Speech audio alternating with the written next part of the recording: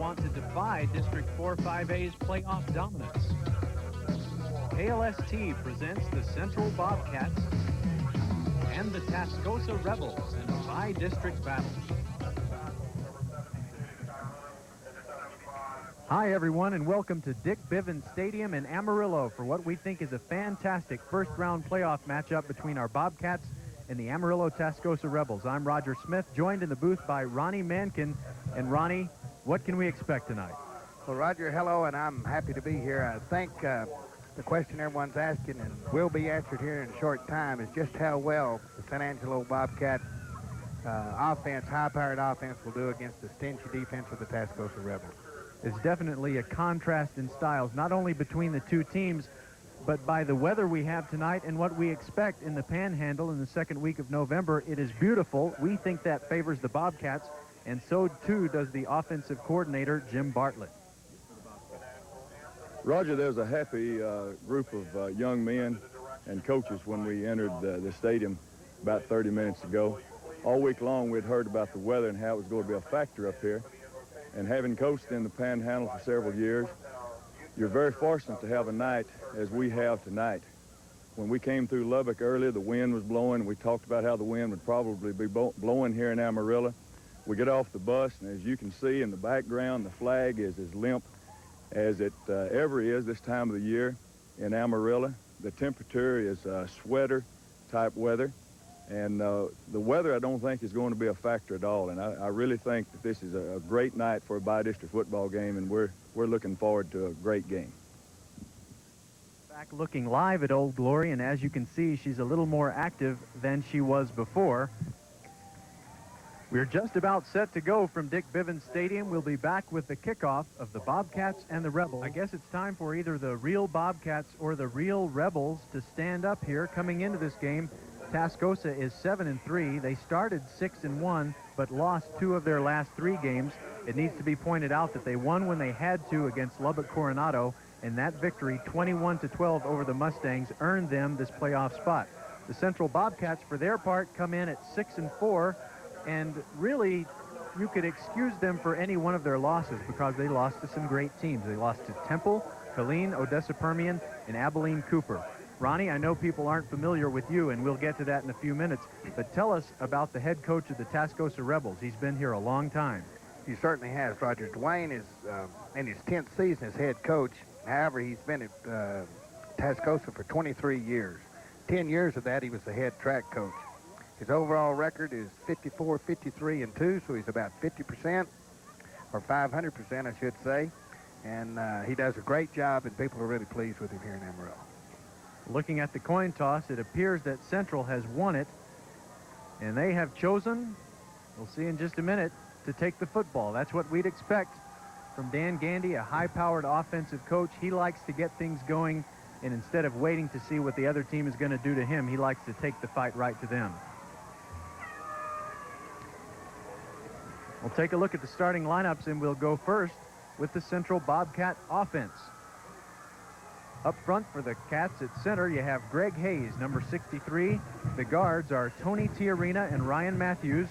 At right tackle, it's Brandon Waters, and at the left tackle, Jonathan Casey.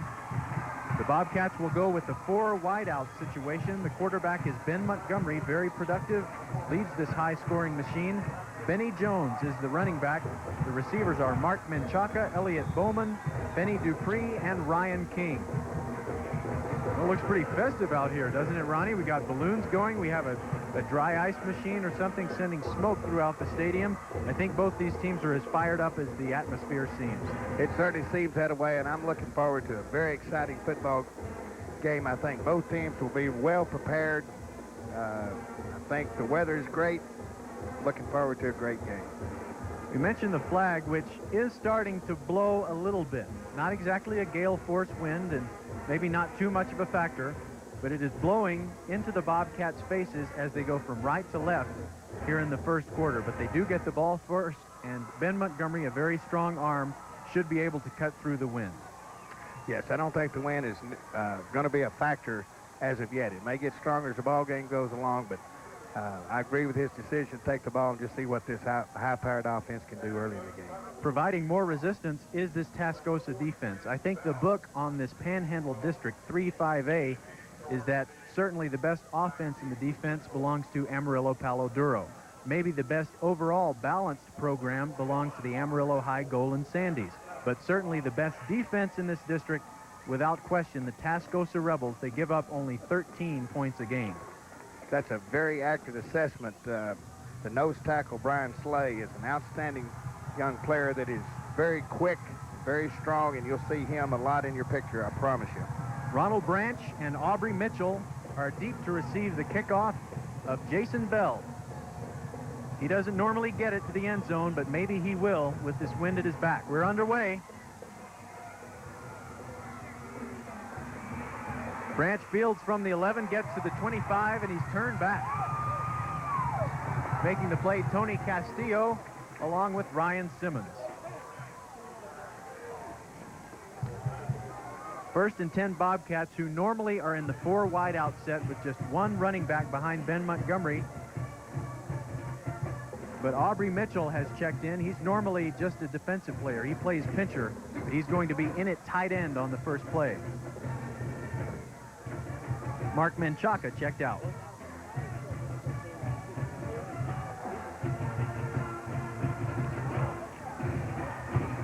It's a 4-man front for Tascosa. They normally go with a 5. Now it's a reverse to Mitchell as a flag flies. And he's tackled from behind after about a 5-yard gain. Donnie Wynn made the tackle. Yeah, just ran a little reverse there just to fill out the defense and see if they're going to over pursue. I believe we've got illegal motion against the Bobcats. So. That is the call, and they will face 1st and 15. Not the beginning they wanted. Someone we need to watch for the Rebels tonight, an outstanding athlete, Brandon Slay. He's not a real big player. He's number 60. He's only listed at 188 pounds in the program, but what he is a world-class Greco-Roman wrestler. He's competed in Alaska. He's also competed in Canada, and he's likely to go to a Big 8 college on a wrestling scholarship. But he's very quick, and he knows how to use leverage, and he makes a lot of tackles.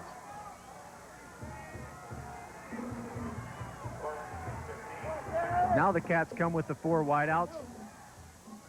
And it's kind of a 4-man front, kind of a 5-man front. No pressure on Ben on this first play.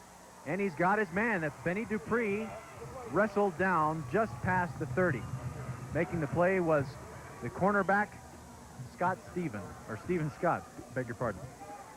Just ran out with outside receiver. Very strong throw, so I don't believe the wind's going to be a factor for him. He's really threw that ball well. There he is dropping back. Looking to his right, he's going to throw to the outside, out route. Not very close coverage there, but still keep him making the first down. Good throw and good reception. They kept Benny Jones into block, and they do it again. And again, it's Dupree with the short completion, and that will be a Bobcat first down at the 37.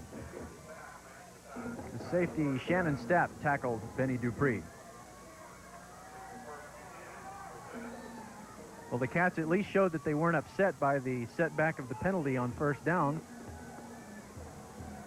And Ben Montgomery 2 for 2 on the night.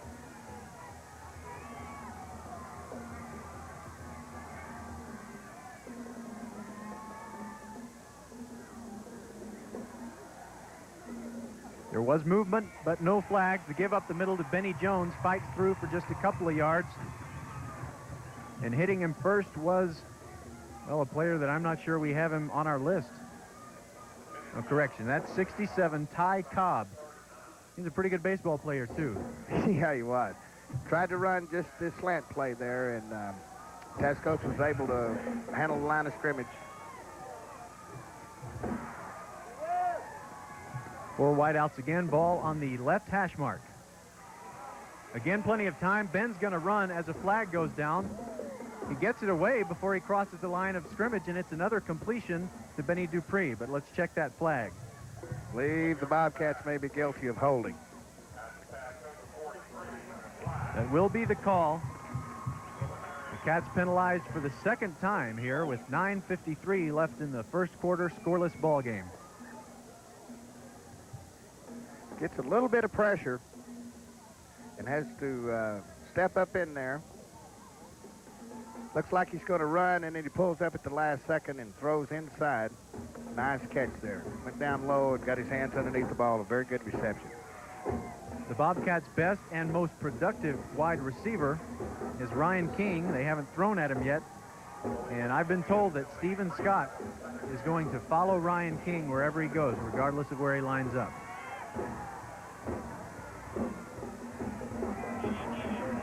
Montgomery looks right, now looks middle, now rolls left. And that's incomplete. We'll bring up 3rd down and 17.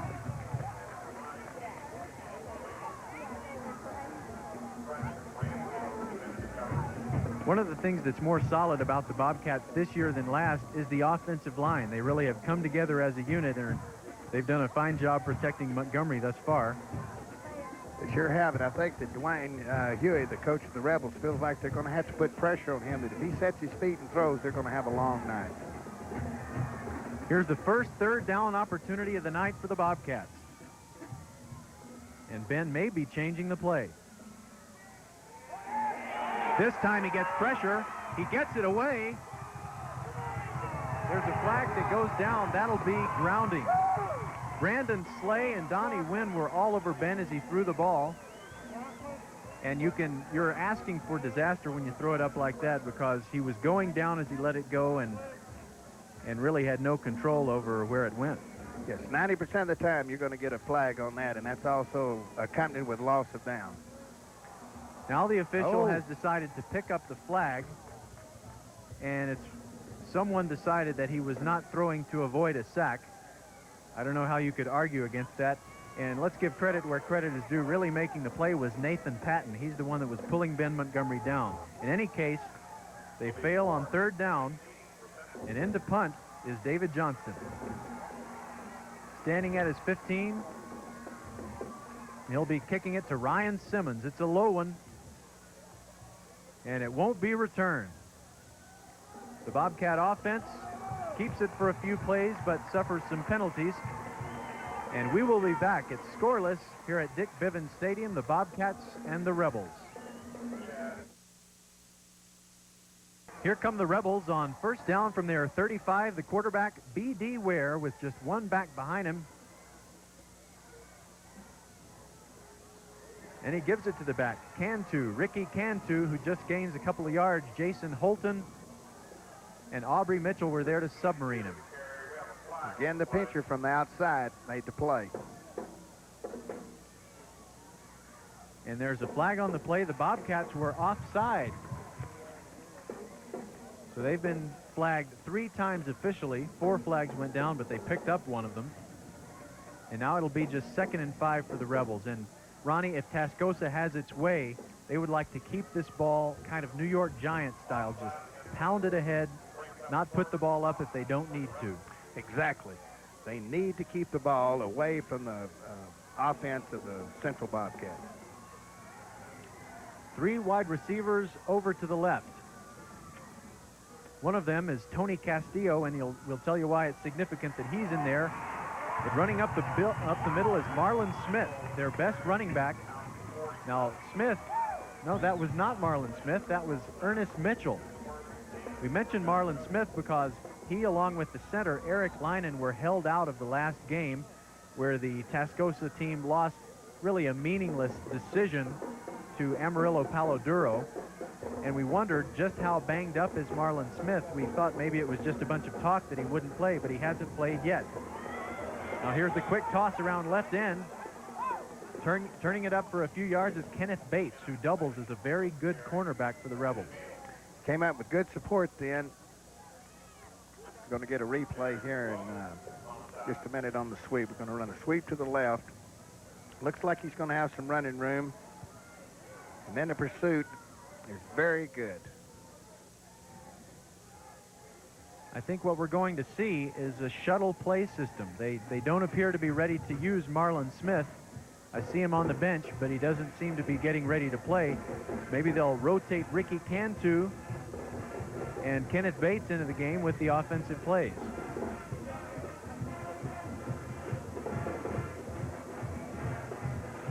We have a problem with the chain over there. It's holding it up just a little bit.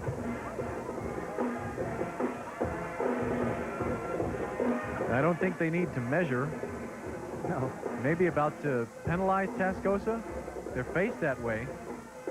No, I think they just had a problem with the chain broke, and they had to repair the chain. Now we're about set to go. All right, 2nd down and 7. The lineup for Tascosa, you have B.D. Ware at quarterback. Several different backs, including Ricky Cantu, Kenneth Bates.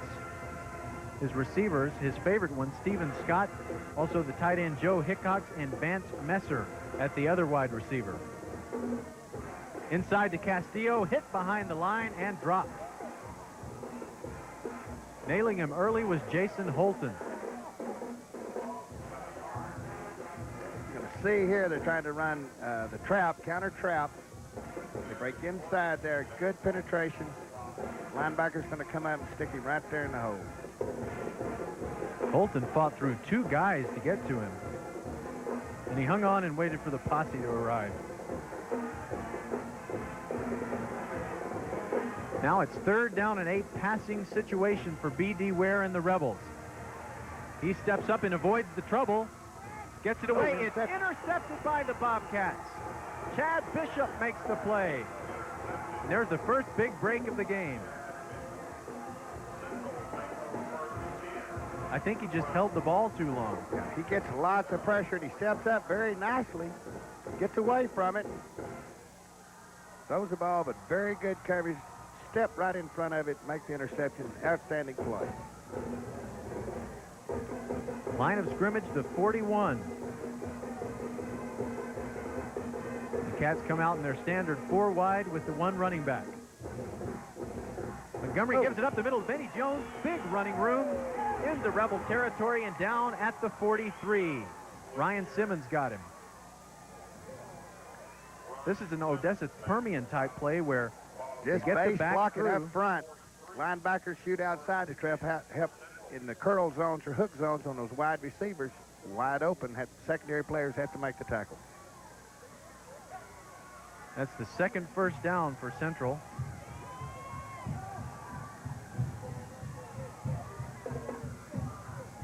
And the Rebels still look like they're ready to play run defense. Montgomery quick pop to Ryan King, who makes his patented outside move and gets down inside the 30, but we have a flag down at the line of scrimmage. Yeah, we're going to have motion on the slot man on the near side. Move just a little early. Ryan King with 56 catches on the year for 1,001 yards, and believe me, Ronnie, you're going to see him do this again, a little quick hitch pattern where he kind of dumps his shoulders into the middle and quickly goes to the sideline. Yes, he's an outstanding player.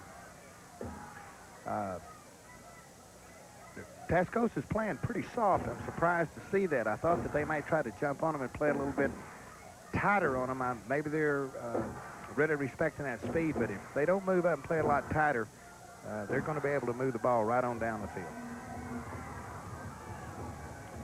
Another good Bobcat play wiped out by a penalty.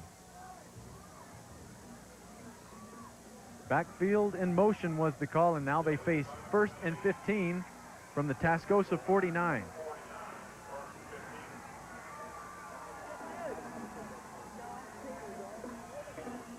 Montgomery looked like he was changing the play, and now we have a whistle.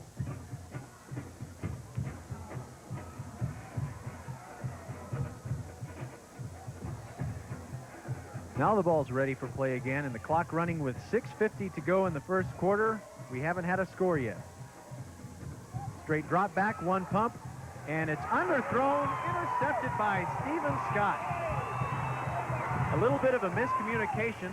Ryan King knew there was a blitz coming, and he was headed downfield. If Montgomery had been able to set himself and throw deep, King was wide open, but he had to throw off his back foot, and it was an easy pick. Yeah, had just a little hitch and go there, and he was, as you said, Roger, just wide open, but he had that pressure on him. And again, it's hard to throw the ball when you're going back on your back. The ball was just underthrown. To give you some perspective on the excitement for the Tascosa fans, the Rebels have not won a playoff game since 1967. That is unbelievable. They had old Permian on the ropes last year, 9-7 in the fourth quarter, but ended up losing the game 22-7. That's amazing. I mean, 22-9. When we talk about the changes in the weather, we can refer to that game because the weather did affect it. But there are people that have graduated from college who weren't even born the last time Tascosa won a playoff game. There goes Cantu again, and he gets across the 45 to the 46. Holton and Kyle Doty collaborating on the stop. They run just a little counter again out of that counter series. He gave it to the first back through, picked up 6 yards. Nice game. Neither offense is really able to sustain much of a drive. The Bobcats' problem has been penalties. Each team with a turnover, and still nothing on the scoreboard.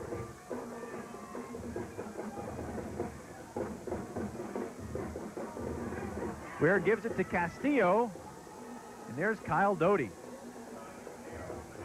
I think we're seeing good penetration in the backfield by the Bobcats. Castillo was having to make a move as soon as he got the ball. That's absolutely right. I think that Central right now is beating them off the line of scrimmage and getting that penetration and certainly messing up their timing. I think both of them are a little bit nervous still in this game and trying to feel each other out, being very conservative and so forth, but I think we'll see them open up here in a little bit. And we still haven't seen Marlon Smith, the best running back for the Rebels. Straight drop back by Ware. Now he's being chased and thrown down by Benny Jones. Benny Jones, who normally has played only offense this year, has come in at pincher for the Bobcats. And he contributed right away. Holding against the Rebels will be declined, I'm sure. You can see from the top of your screen, the pincher's coming in, fights off 2 blocks, still is able to make the tackle. Outstanding play there. And if you're going to hold, at least you should be effective. But Benny Jones found his way through 3 Rebels to get to the quarterback Ware. Certainly they'll decline that penalty. And how important to the Rebels is the missing running back Marlon Smith. He had 100 carries for 657 yards and 11 touchdowns. That was second best in his district. Here's the punt by Cantu. It's a short one. It hits at about the 40 of the Bobcats and stays right about there. 1st and 10 Bobcats at their 41. When we come back, Rebels nothing, Bobcats nothing. The Bobcats' 3rd possession, and the field position seems to be getting better each time, and maybe now the Bobcats can do something with it. Up the middle to Jones, quick pop, and he fights through 2 tackles, and suddenly he's running free inside the 35 to the 34. Frederick Ramsey got him, and the big play was made by Jones himself. He broke the tackle of Chad Sullivan very early. You can see here it's just a quick pop up the middle. Linebacker comes in, misses him. He breaks the tackle there. Another tackle. Excellent second effort. Has to be dragged down. Number 31 saves, going for a touchdown. Chad Sullivan and Shannon Stapp each had a shot at him, and now 3 wide receivers to the left of Ben Montgomery, and he gives it to Jones again. Fights hard for a couple of yards, and making up for missing the tackle on the previous play, Sullivan, the linebacker, making the stop. Just run a little draw play there, and Tascosa was ready for him. Elliot Bowman checking into the game for Nathan Grant. And we want to let you know that just because Marlon Smith isn't in the game when the Rebels are on offense, it's not like they don't have a running game. Ricky Cantu, 2nd best rusher on the team, had 518 yards and 2 touchdowns. Montgomery gives to Jones again, and he is free inside the 10, down to the 5, saving the touchdown, Shannon Stapp. And we were going to mention at the top of the show, Gary Gaines, now a former Odessa Permian coach, used to be the coach here at Tascosa. And when he left and Coach Huey took over, they run the Odessa Permian offense. But it's the Central Bobcats who are running Permian-like plays where they pop it quickly through the middle, and suddenly the secondary is chasing someone who's running free. The offensive line's doing an excellent job of coming off the ball and really getting them blocked. The Bobcats utilize a tight end now. Just 3 wide receivers. Fade pattern, far side, knocked away. Good play by Stephen Scott. They were looking for Ryan King.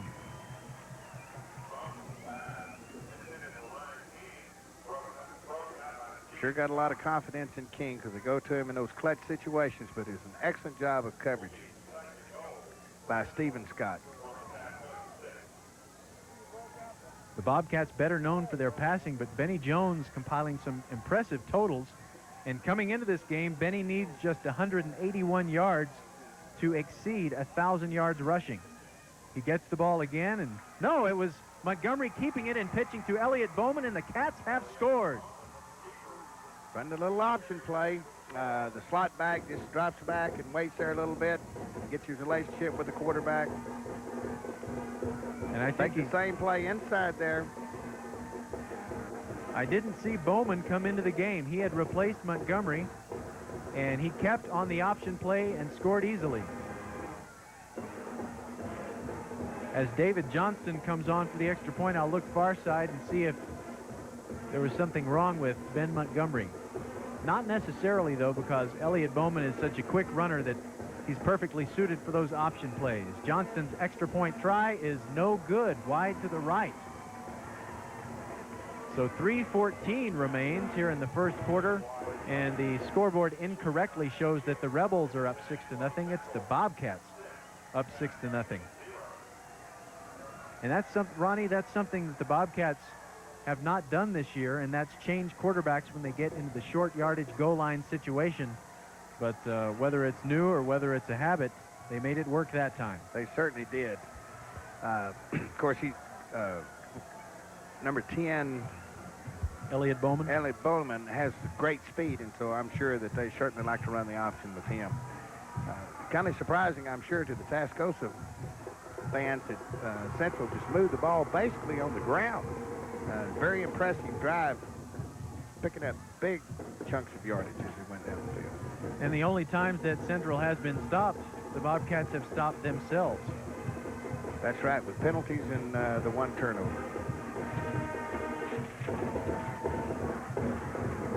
Johnston will kick off, and deep as safeties to take the kick, Ernest Mitchell and Kenneth Bates.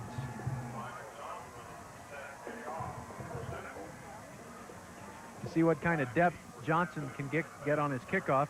And an update on the flag, it's hanging just about limp again, so there's really no wind disadvantage for the Cats.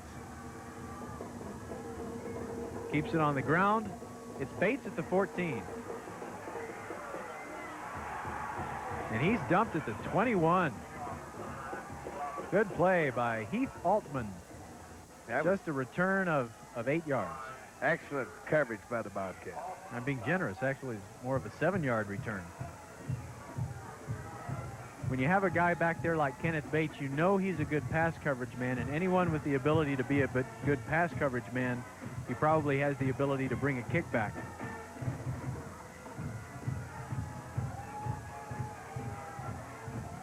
Two backs behind B.D. Ware. And he gives it to Cantu. Very little running room again. At the bottom of the stack, John Smith, the guy who has to play well for Central to win. I tell you, the defensive line and the offensive line of the Bobcats are winning this football game, or they have so far the first quarter. They're dominating the line of scrimmage, and that's obviously the reason for the success. Second down, a long 9. They bring Stephen Scott out here on a face-off with Ronald Branch, the cornerback for the Bobcats, on the left. They give it to Castillo, and again, the yards come tough. He does get to the 24 or the 25, but more backfield penetration. And it was Gary Morgan, the linebacker for the Bobcats, who got in and disrupted things early. Again, the defensive line is getting off the ball a lot quicker than the offensive line of Tascosa, and penetration is going to cause them some problems. Before this play gets underway, 2 minutes. Will be inside 2 minutes in the first quarter. Double receivers, Stephen Scott and Vance Messer over here on the near side, and a roll to the near side by Ware. Throws, and it's intercepted again. Johnston. Not Michael, he's the kicker. Sorry about that. Brett Johnston makes a great play, and again, I think Ware just held it for a split second too long. Yeah, he threw it behind the receiver a little bit. able to come up and intercept the ball. Broke on the ball well. And for the 4th consecutive possession, the field position improves for the Bobcats, and Elliot Bowman still in at quarterback. 4 wideouts and Benny Jones behind him. Straight drop back for Bowman. He slips a little but goes deep, and it's caught for a touchdown by Benny Dupree. The Bobcat offense really taking charge here.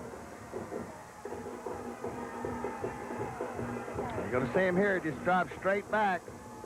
Very good protection. Going to be able to slip there a little bit, but sets his feet, delivers the ball. Perfect strike. Right there for the touchdown. Ryan Simmons was there, but just got turned around a little bit, and the speed of Dupree took over. The Cats are averaging 34 points a game. They've scored 35 or more in 7 of their 10 games. And they will come on to try the 2-point conversion after missing the kick the first time. 3 wide receivers.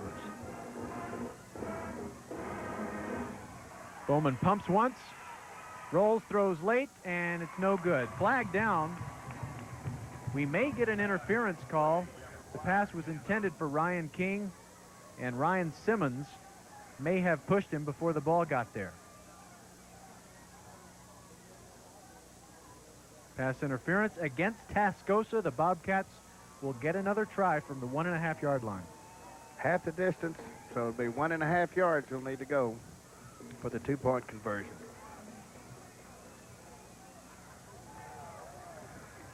The Bobcats are going to go to the far sideline and check with Coach Dan Gandy. He may be calling a timeout before we try this. Well, wait a minute. Even though the official pointed toward Tascosa, the public address announcer says the penalty was against Central and was declined, so we'll have the kickoff with the Bobcats up 12-0. Did you figure out what happened there? No, I didn't. But you're exactly right. He pointed in the wrong direction. It was offensive pass interference, so they declined the penalty and we'll have the kickoff. 1:41 remaining in the first period. And everything favoring the Cats. The only real problem they've had is with their own offensive execution. They've made some good plays and been penalized, but they've made up for it with big offensive plays.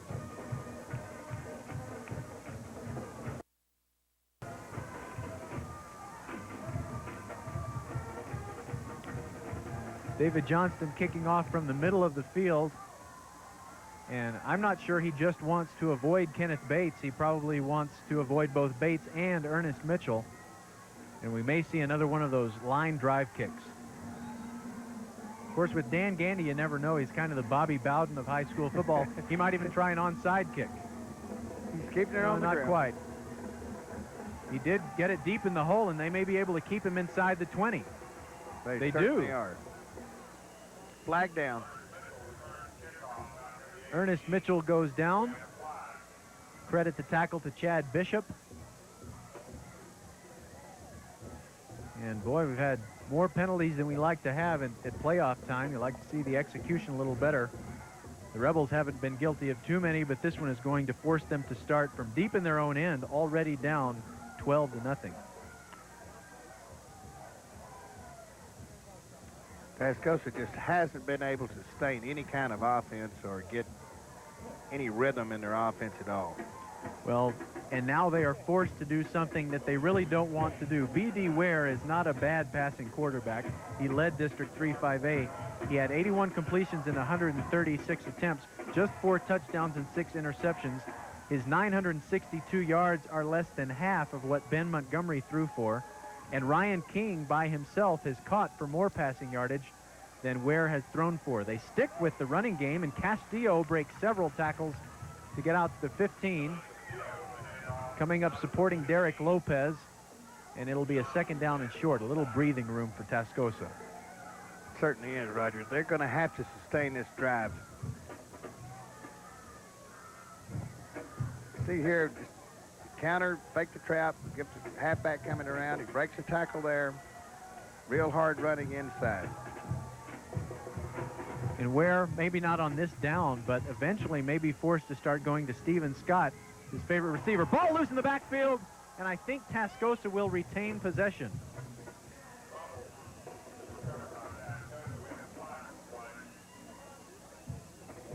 Saving the day, Ernest Mitchell. And now suddenly they are in a passing situation. Which they certainly don't need to be in. And this is one of those situations where we haven't called Ronald Branch's name, but that doesn't mean he hasn't been doing the job.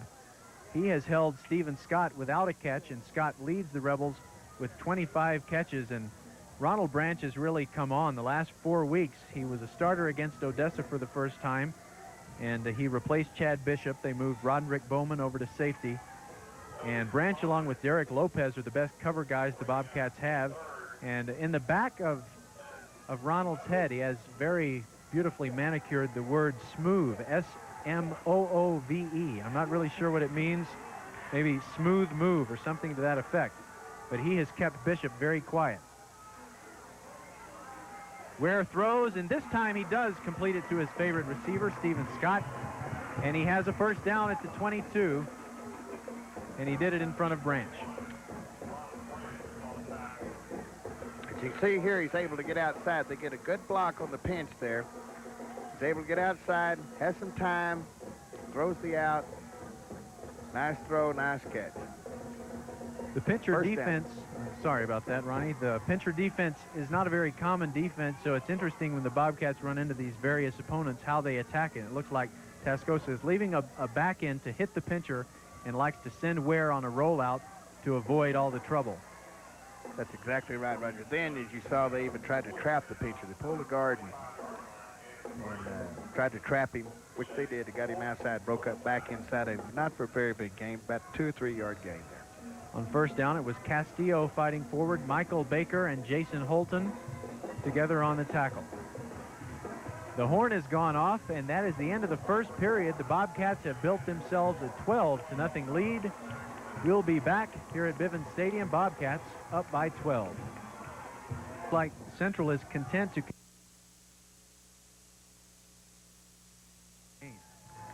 Yeah, trying to run the trap here. Then they're still fighting off those blocks good. There's still good pursuit down the line of scrimmage. As you can see, those white jerseys around the football there. Doing a good job. Now it's second down and a short 8, or let's call it 7. 2nd and 7, it's a draw play. Sullivan in at the running back, and he doesn't gain very much. In fact, he gains nothing. Correction, it wasn't Sullivan, it was Kenneth Bates. And he comes out replaced by Cantu. Try to run the draw here.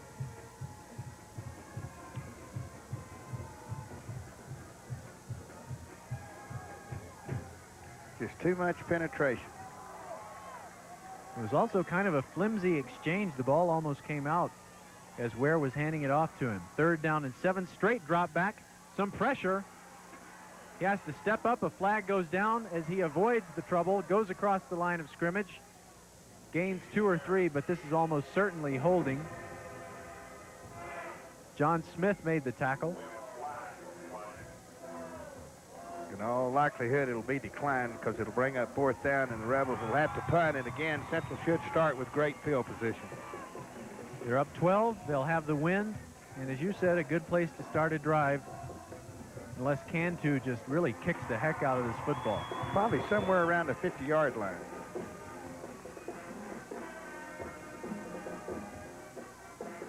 I'm still looking over there at the Central sideline as Ryan King is set to return the punt. And I still don't see Ben Montgomery. I'm not sure why he was removed. But Bowman stepped in there like he was really ready to play.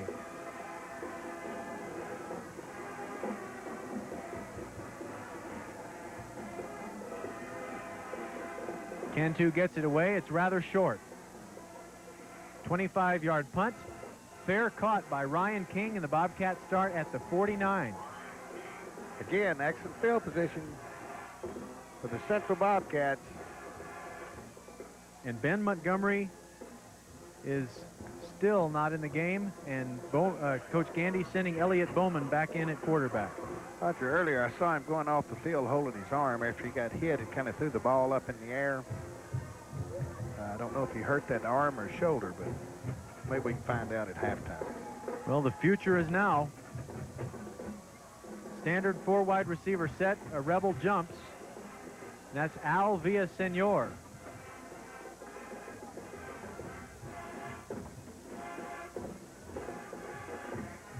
It was the Bobcats' problem with penalties early in the first quarter, but ever since the first 5 minutes or so, the Tascosa Rebels have been killing themselves with infractions. That's exactly right, Roger. There's not really much excuse for the nose guard to jump off sides. You should be watching that ball and not listening at the snap count anyway.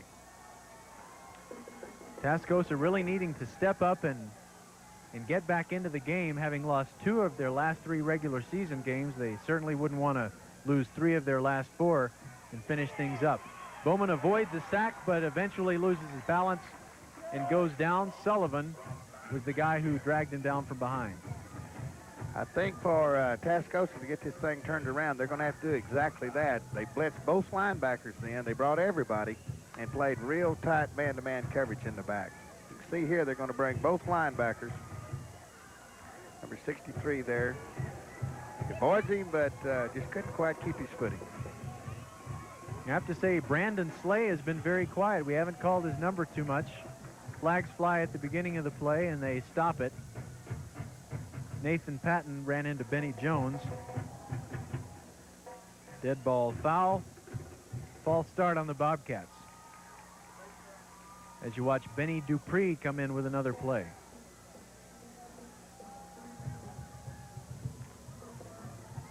As you watch KLST, if you were with Joe Lanier for the 10 o'clock sports, and indeed by now you know if the Bobcats have won this game, should the Bobcats win, Joe told you whether they would be playing at home against El Paso Hanks a week from today, or if they would face Coronado, possibly in another location. Bowman throws incomplete over the head of Dupree. He was double covered. That's pretty good pressure then. Central did a good job holding him out, but got a little push back there, just overthrew him a little bit. And into the game for the first time, Marlon Smith. He and Kenneth Bates were in there in the double coverage on Dupree. And now we wait to see, will they leave Marlon Smith in the game when the Rebels get the ball back? And being down 12 points with 10 minutes to go in the first half, this is the playoffs. I think you have to pull out all the stops and put your best guys on the field.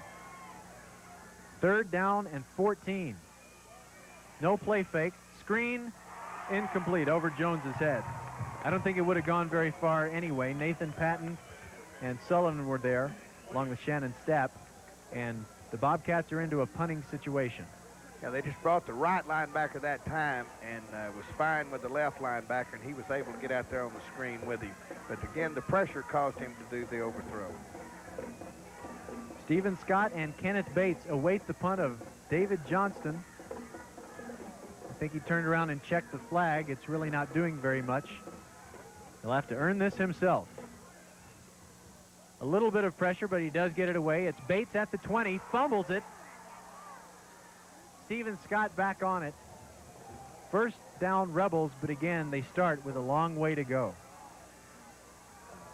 Throughout the game, Tascosa's been backed up. They've started around their 20 most of the time. And Central's been able to start around the 50. When we come back, beg your pardon, we won't be going to a break. It'll be 1st and 10 Rebels at the 19. As their fans might be getting a little antsy here, waiting for them to prove that they are really serious about making a playoff run. Ware having to go way back and thrown down at the 5. Michael Baker chased him down, and if he hadn't gotten him, well, I'm sure that Casey Height would have, or maybe John Smith. Very good pursuit. Very good pursuit this time by Central defense. He just had no one to throw to. His receivers, when he gets in trouble right here, which he is, his receivers need to come back to him. They continued on down the field, and he just didn't have anyone to throw to. Credit the secondary with a coverage sack. The Central Scouts watched Tascosa last week as they were beaten 28-14 by Paladuro, and here's another penalty. Scott Reynolds jumping early. And the Central Scouts concluded that since Tascosa had its playoff spot wrapped up, they really didn't try hard to win the game. They could have proven then that they were the best in the Panhandle, but there was really no reason to do it. Derek Lynan, the center, was hurt, and so was Marlon Smith, so they held them out of the game, hoping they would be healthy and ready to play here tonight. But it's been all Central so far. 12-0. The line of scrimmage is the 3. It's going to be tough to add up all the yards they have to go. It's second and forever. 17. Second and 27. You're looking at the drive start stake. They got 17 to go before they get back where they started. And they stay conservative, giving it to Cantu, who brings it out across the 5. And that's probably the best play to run. You don't want to throw one up and get it picked off. And you get it forward just a little bit. I don't know if third down is makeable here, but it's more makeable than it was. Well, certainly you want to get it out where you have a chance, hopefully not to have to punt out of your end zone. I think that's what they're trying to do, just move the ball out and try to get a good punt, play good defense, and hope to get it back without a score. Cantu and Damon Vineyard leave the game, and now Tascosa with a power I formation, probably just trying to keep the ball in good punting position. And it's the delay to Ernest Mitchell. And they do get a little bit of yardage out to the 17. Aubrey Mitchell, Ronald Branch, Chad Bishop, all there on the tackle in another punting situation for the Rebs. Yes, as far as Tascosa had to go, I think that's pretty smart on the coaches just to make the decision to get the ball out, not punt from the end zone, not make a mistake, have a silly mistake or fumble or a pass interception. Ryan King, a senior and one of the biggest playmakers the Bobcats have. What an opportunity here. If he could take this thing and do something with it, he could almost put this game away. Fair catch called for and made by Branch at the 44 of Tascosa. And Kyle Doty just about blocked that punt. We'll be back with the Bobcats taking over the football, leading 12-0. Bowman on 1st and 10, facing a 5-man front, gives it to Benny Jones. He's hit right away.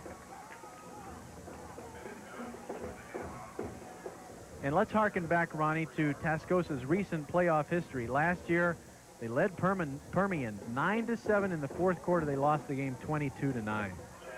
Yeah, they were in the game. They felt like, I can't even recall what happened late in that game. You mentioned to it earlier that there were some turnovers or something. Unfortunately, that's what often happens when you face Odessa Permian. You say, hey, we're ahead. And then a few minutes later, it's late 4th quarter, and you don't know what happened, but you're out of the game. Where is Bowman going? He's going back, and he throws it up, intercepted by Sullivan. Bowman is going to get flagged for intentional grounding. He probably never should have been back there in the first place. He should have eaten the ball and cut his losses. But the second mistake was letting it go and made for an easy interception for Sullivan. Looking left, he gets a little pressure. Just keeps getting more and more and more in trouble. As you said, he should have just taken his loss. Here he's going to have a grounding call. Well, Bowman is a very gifted player, and he's done a good job so far, but that's where inexperience shows. He's just a sophomore. The grounding call won't matter. Tascosa will get to keep the ball. Or wait a minute. They're going to say that Elliot Bowman was down before he threw the football. Or is that what they're going to do? It's the Central offense still on the field. Maybe what happened was Sullivan didn't catch the ball and it's just an incomplete pass.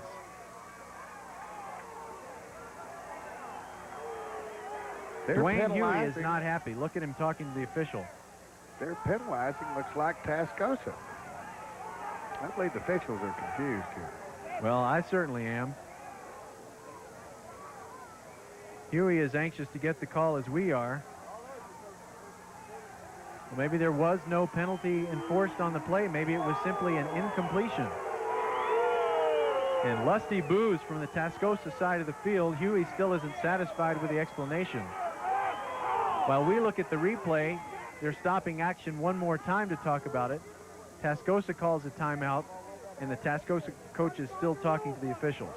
Again, the nose tackle Slay is one that applies the pressure first. It's able to elude him, but then there's more coming. Frederick Ramsey was the one who pulled Bowman down. I don't know that it's a question to the officials, but there's a question in my mind. Was he down before he threw?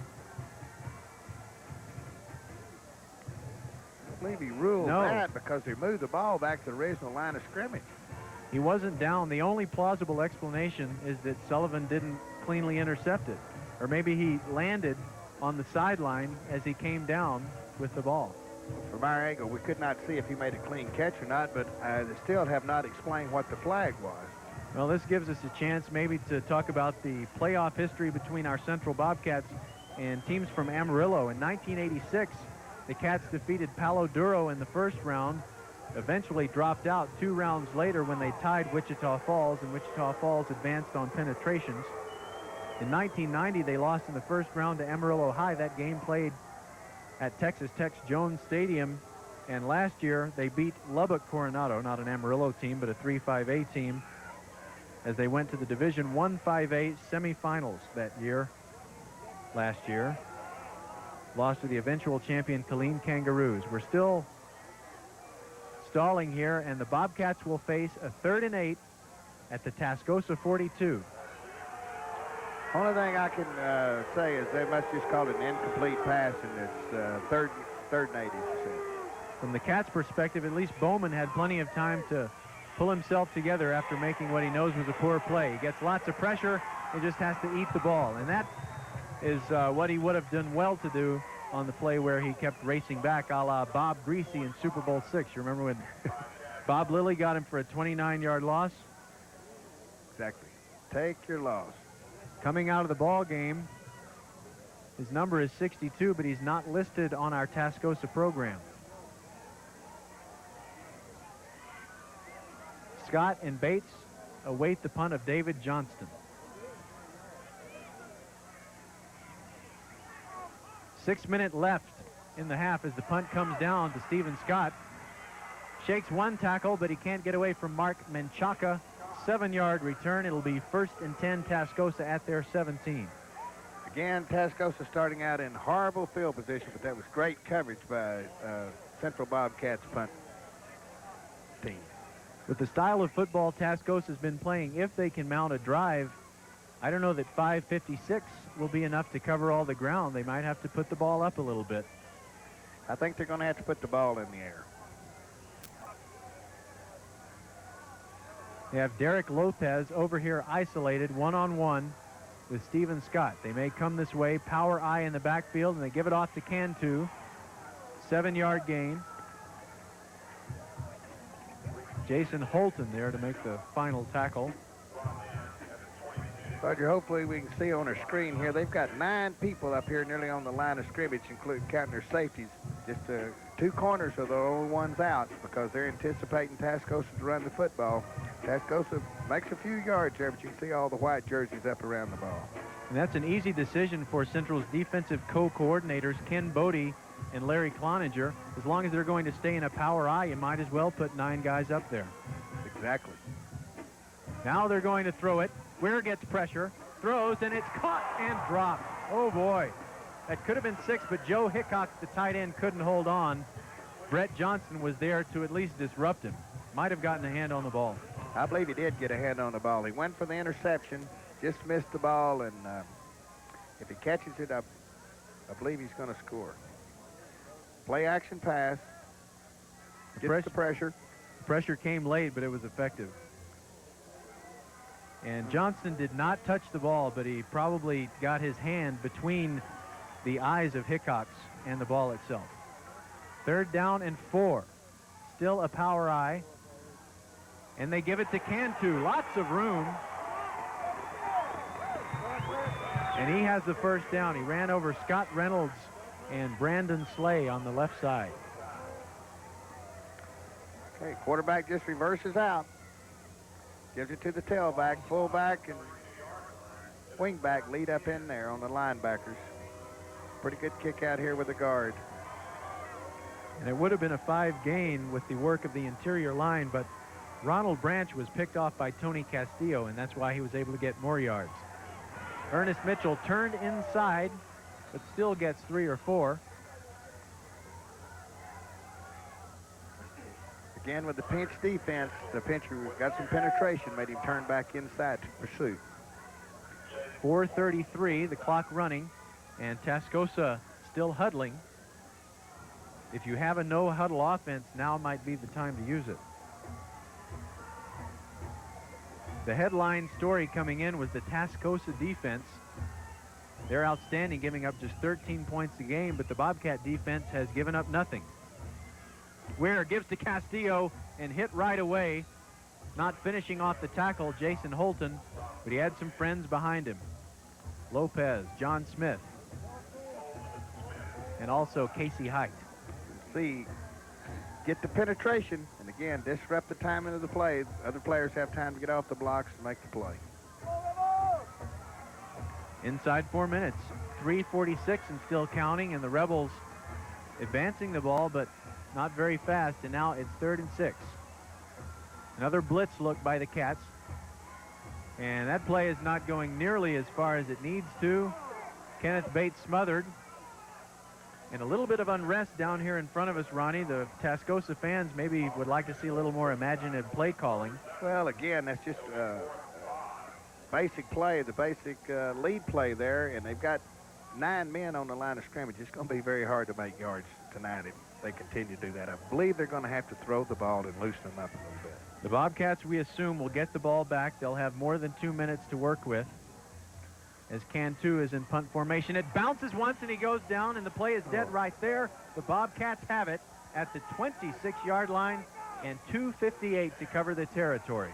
Good situation here because they have what little wind there is at their back. And when we come back, we'll see what Elliot Bowman can do with the Cats up 12-0. Brandon Waters helping himself along, or helping Benny Jones along, helping himself too, I guess.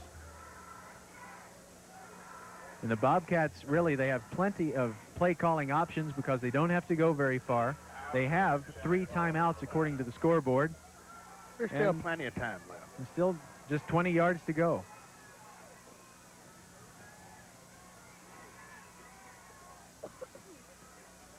Gives it to Jones again, and he's trapped in the backfield. Frederick Ramsey not only making the tackle, trying to reach in there and strip the ball out. Lots of pressure then. It's going to try to put pressure on the quarterback, and had a draw called, and it just didn't work. You can see here they're getting the penetration. Steve back here trying to run a little delay. Had the blitz on and was able to make the tackle. Maybe the Central coach Dan Gandy was thinking Elliott had a bad experience on that last series. Get his confidence back by giving the ball up the middle, and he continues to do that on 3rd and 5, and Benny Jones should have a first down. Good hard run then. Good block up front by Nick Schultz, the senior, 245 pounds. And the clock is at 1:41. The Bobcats are inside the 15. And if they run a play here that ends with the clock still running, you might see them spend the first of their 3 timeouts.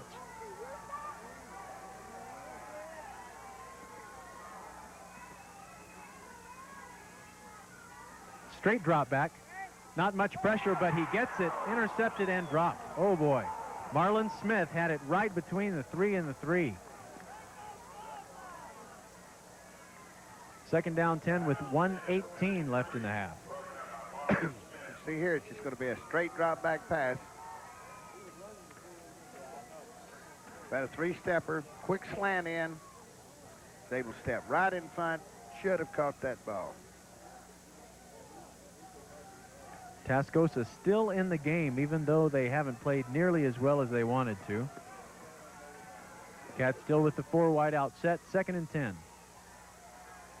Bowman throws deep in the corner, too tall for King and over the wrong shoulder. Stephen Scott had him covered well.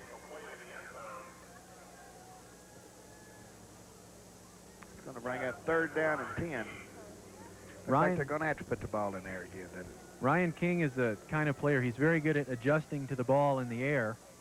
And that fade pattern toward the corner there is ideal for him, but that ball thrown over the wrong shoulder, he was going the other way. There was not much he could do.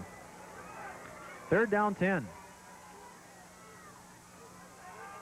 Benny Jones over right tackle and nothing there. Frederick Ramsey plugging the hole again, along with Scott Reynolds, Nathan Patton. And the clock will run inside a minute, and on comes the field goal team. David Johnson will place the block down right on the 20-yard line, so it'll be a 30-yard attempt with a sharp angle. David will have to kick it right to left. Steve Baxter, the snapper, and Ryan King will hold for David Johnston. Clock running at 36. And, this is not going to work. That ball is not live. The ball has been blown dead. It'll go over to Tascosa. Johnston went down after he tried to pick up the ball and do something with it. And Tascosa with 27 seconds and, let's see, 75 yards to go to try and get something on the board. Boy, the Tascosa Rebels really dodged a bullet then. And Central certainly missed an excellent scoring opportunity. Well, I think you're going to have two unhappy locker rooms at the half. The Bobcats feel like they should be ahead by many more points, and the Rebels, well, I guess maybe they could be happy, as the way they have played to only be down 12 is not bad. Ware swings one out for Stephen Scott. Gets about 9 and runs out of bounds. No, he doesn't. He's inbounds. The official said that he was inbounds. Derek Lopez drove him there. The clock runs with 15 seconds, and a timeout finally called, the second of the half, by the Rebels. 15 seconds to go.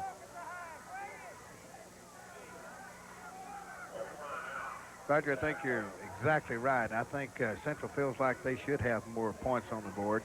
Tascosa has not played very well and made numerous errors and always found themselves in very poor field position. And as we watch Tascosa on offense, something that's really important for the rest of the game, Elliott Bowman, because he's the backup quarterback, hasn't had as many reps in practice. They're not prepared to do as many things as they had in the game plan as they would if Ben Montgomery was healthy and still playing. So they have to go with some of the limited things that Elliott Bowman is prepared to do. In fact, I have right in front of me a sheet of a couple of dozen plays, and he's not going to be able to use all of those. During this timeout, Ronnie, I want to tell our viewers about you. You were raised in Coleman. You played at West Texas State from 1963 to 66. You coached there in the late 60s, early 70s, and you played with and coached Dwayne Thomas and Mercury Morris. But there are other heroes, too. Those are two pretty good running backs, though, weren't they? But Jerry Don Logan of the Colts. Tascosa keeps it on the ground with Cantu. Central content to let him have some yards because the clock is not going to expire, but it'll be down to 6 seconds.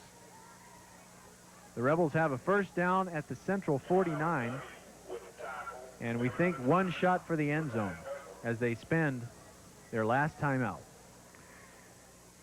Here we go again with just a little old full block there in the middle with Slay. Gets a good block on the linebacker, breaks a couple of tackles. But as you said, Central's they're playing pretty loose. They just don't want anything big. Just keep them out of the end zone. Kyle Doty, Gary Morgan, and Brett Johnston with the tackle. And the injury to number 62, who, I apologize, we do have him on Ronnie's list. It's Jerome Merkeldove, defensive tackle. He has a soft cast or some kind of apparatus on his right ankle.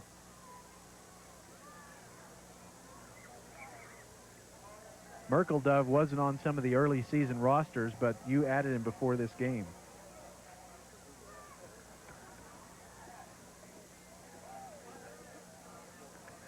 And when the Rebels are on defense, if Merkeldove can't return, Zeke Hauser will be in there for him. And he's not related to Doogie because they spell their names differently. 6 seconds left, and Tascosa 49 yards away from the goal line. On the near side, if you're interested, we've got Stephen Scott facing Derek Lopez. And back goes Ware. He throws it up, and no one's going to be able to catch this one. Still 1 second left on the clock. Well, he just didn't have a chance. He just led him too far. Closest people to that was the Central backs, could have maybe been picked off. And now that you're home and safe and watching this game as we tape, we commend you Central fans. There aren't many of you over there as we look at the far side bleachers. Probably about 500. A lot of dedication to come out and watch these kids play. Here we are, what we think will be the last play of the first half. 2 men moving by Tascosa. That's illegal, and a flag goes down. Cantu look like, well, I've come out of my stance, so I guess I'll just keep moving and maybe everything will be okay. Just doesn't work that way, though, does it? I'm sure Coach Huey's going to have a talk with these guys at halftime. They've just got to settle down. They just way too many errors. Well, this half is really slowed to a crawl. In fact, it never even got going. It's taken more than an hour and 5 minutes to play 24 minutes on the scoreboard clock, and how long has it taken to play this 1 second? Oh, there's another flag on the play. I didn't see that. It's 40 degrees, just in case you're wondering, and it actually feels pretty comfortable up here where we are. And again, the prevailing factor, no wind to disrupt the game at all, or to help the game as far as the Rebels are concerned. Ware pumps once and throws over the middle. Scott catches it, but goes down right away. Chad Bishop makes the play. That's the end of the first half. It's been eventful. It's at times been sloppy. Scott's going to be at the bottom of your screen. He's going to go down and then cut back across the middle. Sprint left and throw back. Pretty good protection. Pump fake. Throws back. Coming back across the middle. Nice catch. Corner stayed home. Made the play. Solid tackle, but could have gone for a big piece of yardage. 12-0 Bobcats at the half. We will be right back.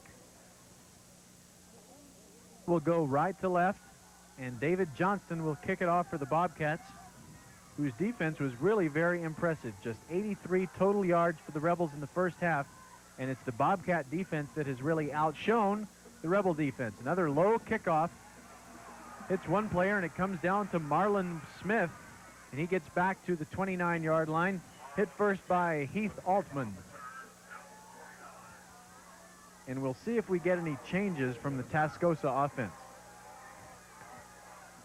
It's about the best start that Tascosa's had the whole ball game. We'll see if they, what offensive changes they made during the half and try to point those out to you. About the same personnel we see out there across the front. Reynolds, Slay, Linen, Speltz, and Woodburn. And B.D. Ware is the quarterback. Power I gives it to Cantu, 2 yards. Casey Height leading the way as they push him back. Looks like they're still sticking with that game plan. They feel like they need to run the ball inside on them. But I'm not sure they're going to be able to do it. I think they're going to have to loosen them up and throw the ball if they're going to be successful moving. On the bus in today, we were reading some of the newspaper articles from the Panhandle.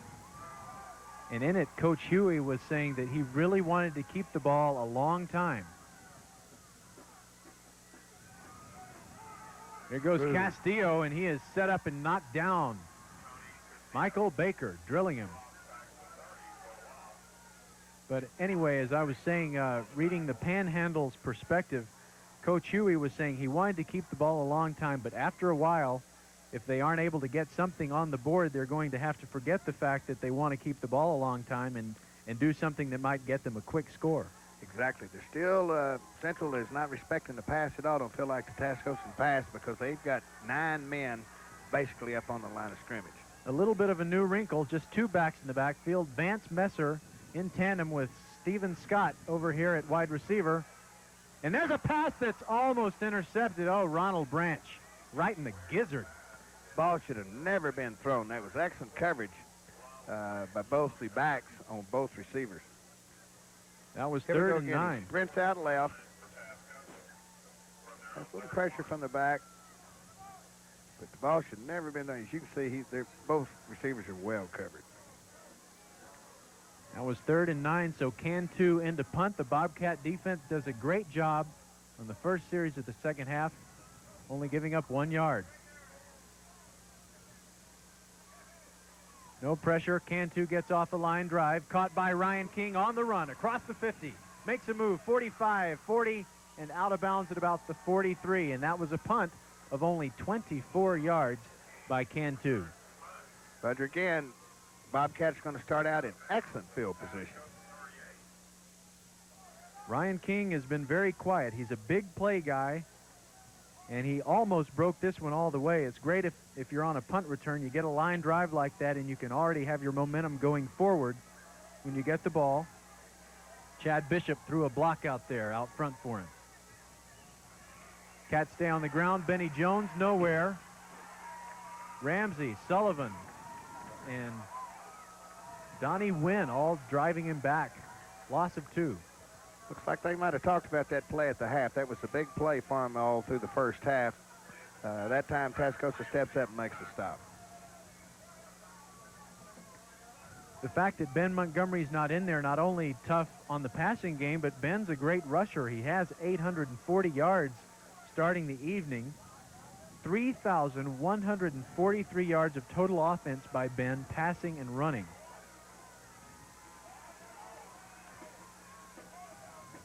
Shotgun. Bowman steps up, and he may have to keep it. He fumbles it out of bounds. That'll be a loss of 4 more yards and bring up 3rd and 17. Looks like Tascosa's man-to-man coverage and covered receivers pretty well. Here you can see the shotgun formation, just a little bit to his left. No one to throw to, so he's going to have to try to run. Carrying the ball a little loose there. Gets hit on the arm and fumbles it, but the ball rolls out of bounds, and they keep the ball. We haven't mentioned his name yet because, or not much anyway, because the Bobcats have blocked him well, but Brandon Slay showing his quickness there, knocking the ball away. Screen pass, Benny Jones. Gets past the first wall, inside the 30. He and Brandon Waters, again, kind of like a two-headed monster, dragging tacklers inside the 25. Shannon Stapp hanging on for dear life, and that is a huge play. Huge play. Looked like wasn't going to make anything. Pressure there. Got Tascosa Rebels all around him. Makes the move back inside. A great move. Good block there. Great run. And at the end here, you can see he just really powerful. A lot of determination, keeping his feet moving, working the ball. Bobcats using a tight end, and now Bowman fakes to Jones and keeps it inside the 20. And he breaks tackles, and he gets down to the 1.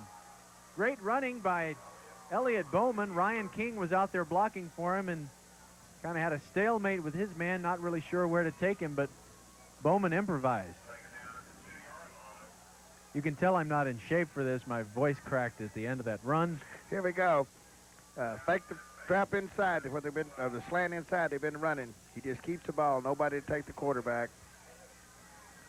I guess you'd call that a naked option because there's no one to pitch to. It's just the quarterback keeping it himself. I think that guy out at Cal Berkeley who's been in the news this week might be good at running the naked option. Up the middle to Benny Jones. He gets to the 1, but that's it. Submarining and making the play, Zeke Hauser. And there's Coach Gandy and his buddy Jim Bartlett, the offensive coordinator, leaning out there, and they can give Elliott the plays directly from that position on the field.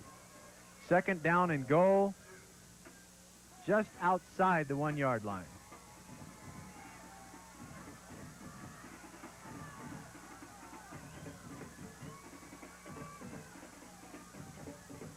Bowman dive. No, he kept it and scored again. His 2nd time to fake the dive and run around the end and score an easy touchdown. And the Bobcats go up 18-0. And they really have Tascosa on the run now. I think, Ronnie, we've got to see some kind of change in the offensive approach by the Rebels this time. They don't have the convenience of being able to use up a lot of clock to get down the field. Well, I certainly think we'll see. Certainly they're going to have to sprint it out or throw some short routes, at least move the ball and loosen them up a little bit, because they're going to have to get back in this game. They're going to have to throw the ball. David Johnson with his second try for point of the night. On the second touchdown, they went for 2. This time it's good. 19-0 Bobcats on the play by Bowman, who, because of the effectiveness of the running of Benny Jones, the Rebels had to respect the dive fake. It was a very convincing one. As you see, it faked out me and the cameraman, and there goes Bowman, just waltzing into the end zone. No one really watching. 19-0. Better than the Bobcats could have hoped for. All right, Ronnie, put yourself in the place of Dwayne Huey, and you have to do something to get some offense going. You're down 19 points. You haven't been able to keep a drive going for more than a couple of first downs all night. Well, I think he's just going to have to either sprint the ball out. Obviously, he don't feel good just dropping straight back, but going to have to sprint out and throw some short routes, get some confidence in catching the ball, moving the ball down the field, making some first downs. Then maybe can come back to the run a little bit and break one of those for a big game. This time it's a deep kick by Johnston, and it's dropped by Marlon Smith, gathering it in. Bates at the 10, running for his life, and buried. Aubrey Mitchell leading the charge, and the news just gets worse for the Rebels. Exactly. It's the same old story. They're starting again about their 10-yard line. Bad field position. But you can credit that a lot to the kicking game of Central. They've really had a good kicking game. And let's credit the Cats defense. They've done a terrific job. Casey Height, number 77, was out most of the week with the flu. He sure doesn't look like he's sick. And the 6-man front that they've been using most of the year after going with a 5-man front in 1991, it's worked to perfection against the Tascosa running game. Fumble. Cantu lost the ball. No indication yet, but a big pile of bodies. Now Central says it has the ball.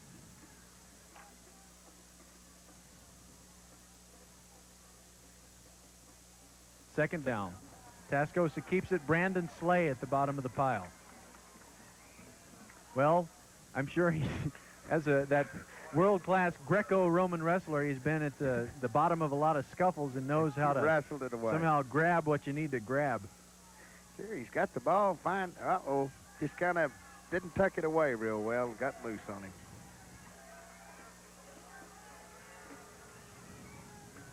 Split backfield, one receiver way out to the right, and it's, oh boy, nowhere to go for Tony Castillo.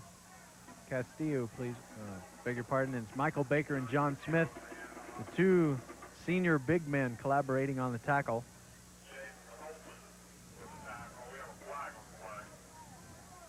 Jason Holton got his head in there too, and the flag will apparently go against the Trying to counter Trout, Tascosa Rebels. Pulling both the backside guard and tackle. But again, penetration is disrupting the Tascosa Rebels' timing, and they're just not being able to move the ball at all. And they'd be backing up had Central not declined the penalty for the illegal movement by the Rebels. Now it's 3rd and 8 yards to go. And B.D. Ware's confidence has to be ebbing just a little bit. Tough to pass when the other team knows you have to pass. Here he has time, throws late across the middle, tipped and incomplete. Ronald Branch got a hand on it. If he hadn't, Gary Morgan might have intercepted it. Exactly. Threw into double coverage. And again, as you said, they're getting themselves in 3rd down and long, an obvious passing situation. I think they're going to have to start throwing on 1st and 2nd down to have some success. Central Huddle looked hopeful over there, and, well, they should be up 19 points. He bought some time for himself, but one of the cardinal sins is to throw late across the middle, and it almost cost him. 3-4 Central defenders around it. Correction on my call, it was Gary Morgan who actually tipped the ball and knocked it to the ground. Fair catch called for and made by Ronald Branch at the 41. The Bobcats again with the lead, the ball, and not very far to go. You know, Ronnie, something that really makes this playoff bracket interesting is that even though neither one of these teams, especially the Rebels, have been playing the kind of ball that would get them all the way, think about the Division I 5A playoff bracket. There are only 4 top 10 teams in the whole thing.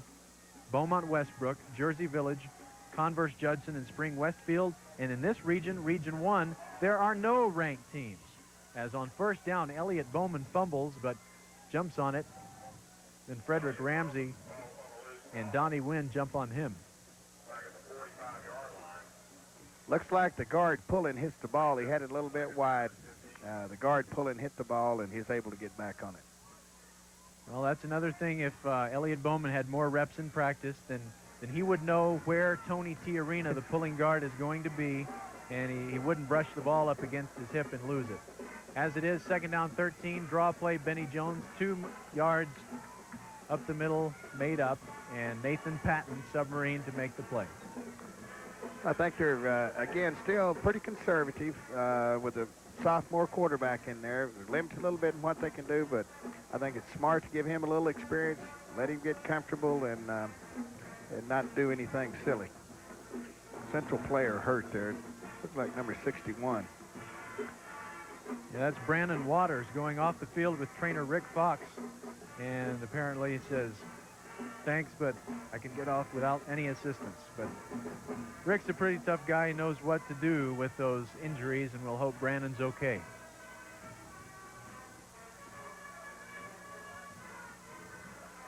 David Reddy has come in as the left guard, replacing Brandon Waters.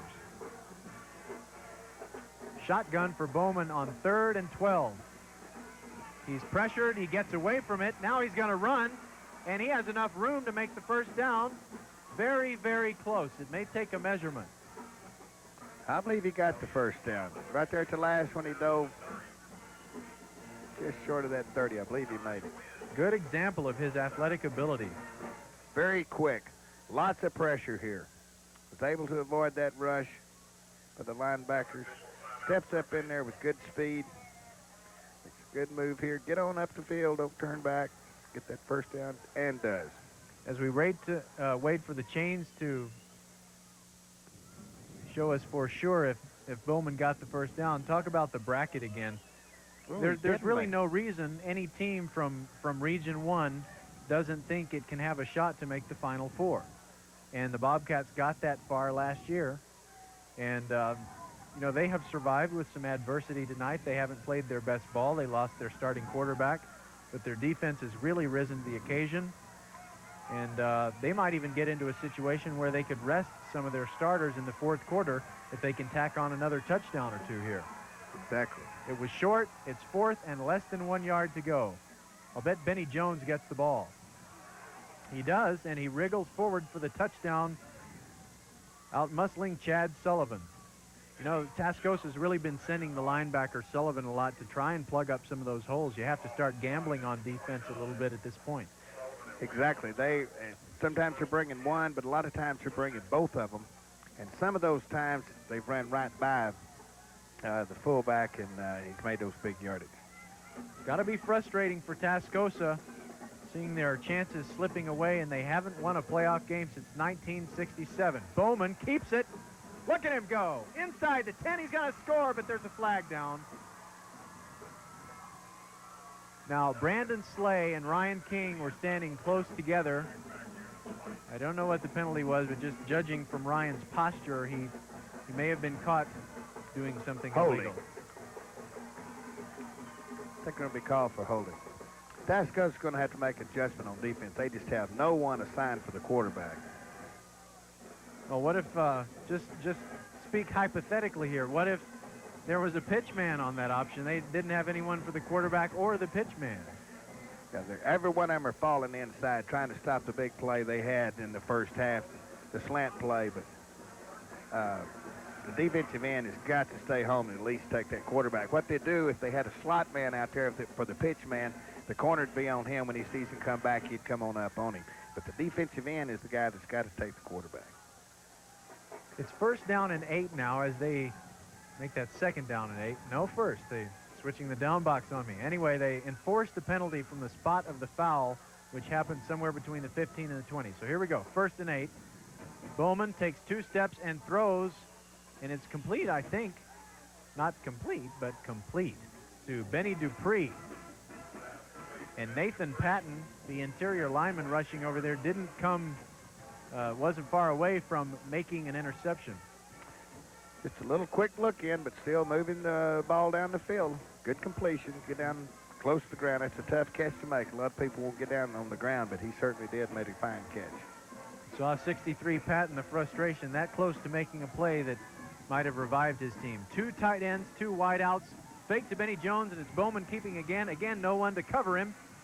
And he's got first down yardage inside the 15 to the 11-yard line. Shannon Stapp looking very tired as he helps Elliott up.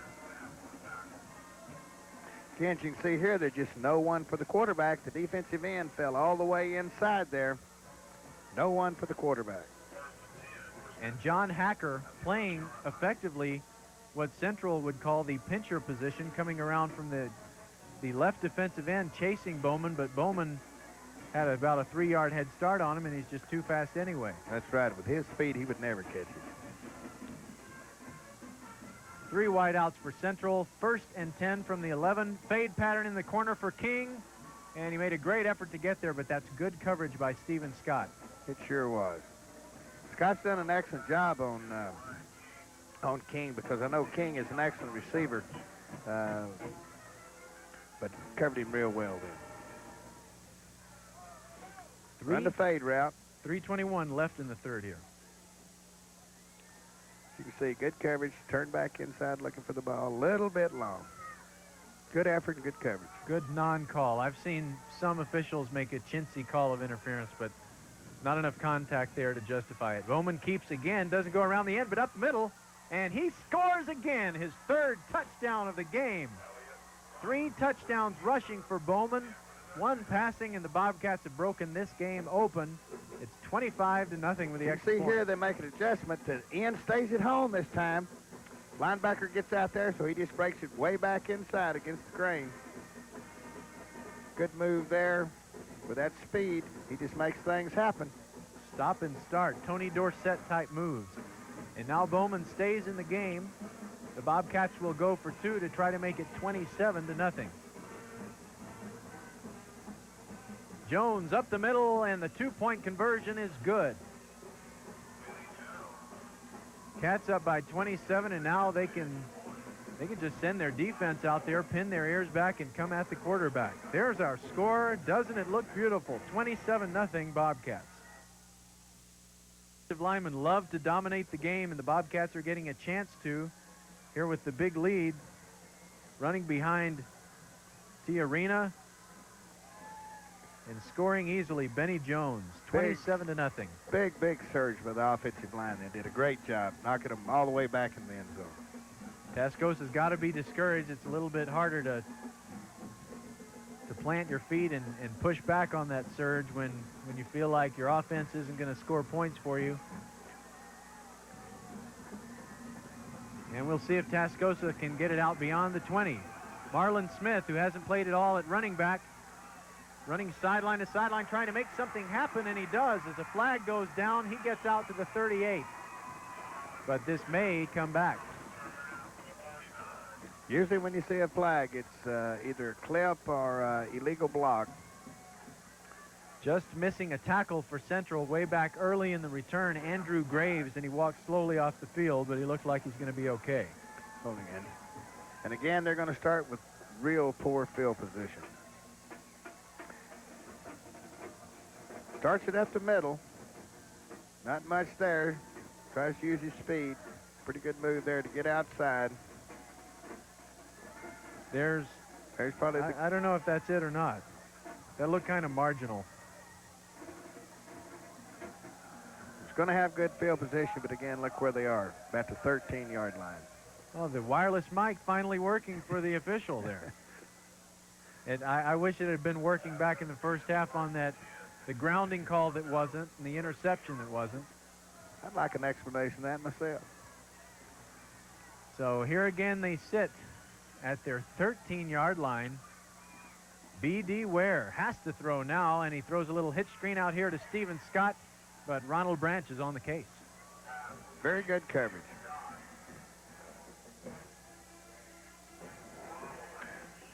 Here, just a little hitch tap. I think that's what they're going to have to do, is throw in a hurry. And then try to get on up the field here. He just stopped, should have came on, maybe it would have made 3 or 4 or 5 yards there. Old Smoothie just wouldn't let him go anywhere, would he? No, he wouldn't. Good coverage.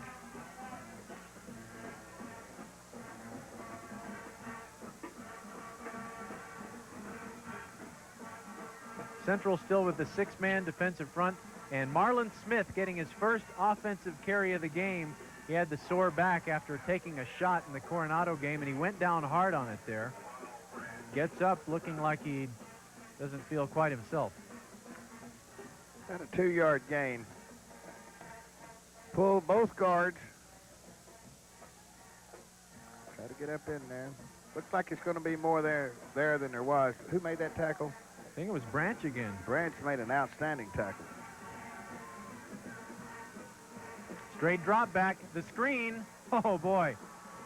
I think Michael Baker knew what was coming, and he really nailed Marlon Smith. Smith's still on the ground.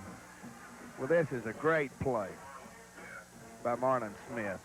Screen set up pretty well, but he reads it real well, just gets past the blocker, gets there about the time the ball does. Great tackle.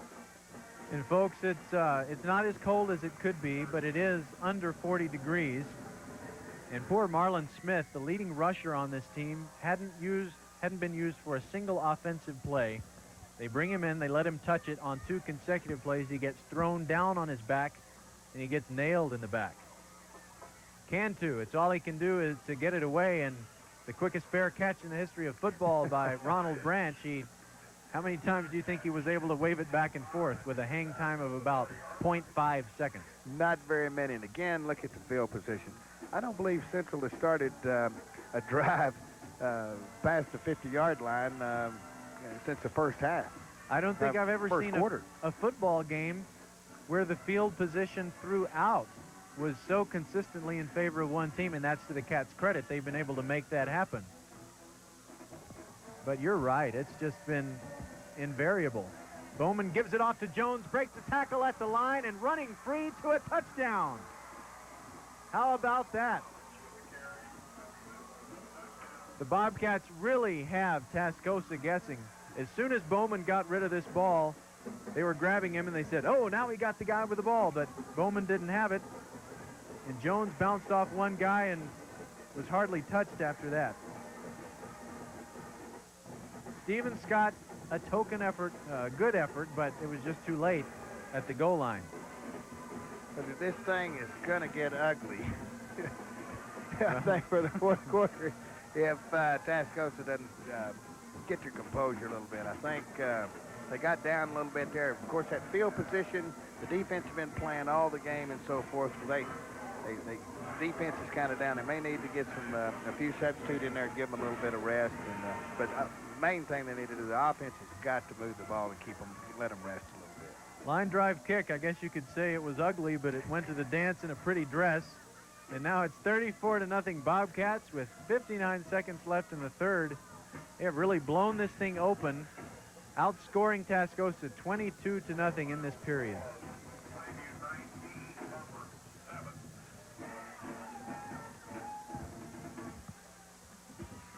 Well, let's see. You want to make a little wager on whether they get this past the 20? Central kicking game very effective. They've been using those line drive kicks. It takes Bates or Smith a few seconds to gather it up, and the Bobcats are covering so well. And when they don't cover, here comes a penalty. Exactly.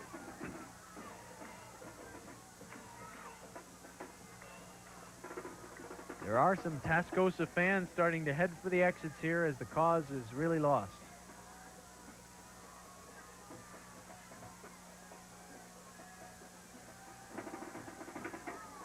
Another deep kick. Oh boy, Smith with more problems. And he downs it at the 1. My goodness. I didn't think it could get worse for Tascosa, but it has. Unbelievable.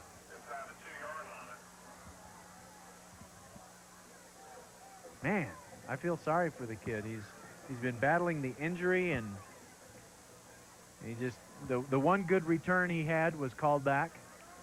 And then obviously then just probably just frustrated that he fumbled the ball and just downed the thing. And the Bobcat defense off the field through the back of the end zone comes Smith, and in his place Tony Castillo. He really looks like he's in some pain and even more so discouraged. Castillo hit in the end zone, but he wriggles away and gets out to the 3. Casey Height almost had him a safety. Certainly did. Again, I think what you're going to try to do is just get the ball out of there.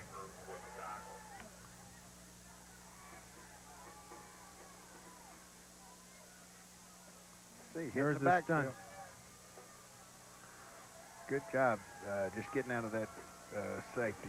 Correction, it was Chad Bishop, number 47, not number 77, who was blitzing in and made the hit in the backfield.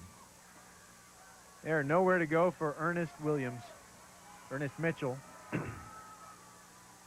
And he loses yardage back to the original line of scrimmage, the 1, and they have 3rd and long from there. And the 3rd quarter comes to an end. How about our Bobcats? They're up 34-0, 12 minutes of football remaining to be played. We'll be back. Ronnie, more domination by the Central defense. Watch this defensive line. Get upfield. Good charge there by the right tackle. The defensive line is just really whipping the offensive line, and it's going to be a long night for them. And unless they're going to have to throw the ball and loosen them up a little bit.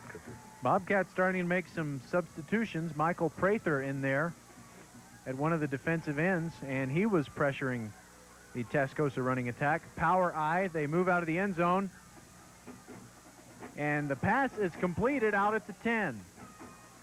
Nice job by Ware hitting his tight end, Joe Hickox, but all that does is give him a better place from which to punt.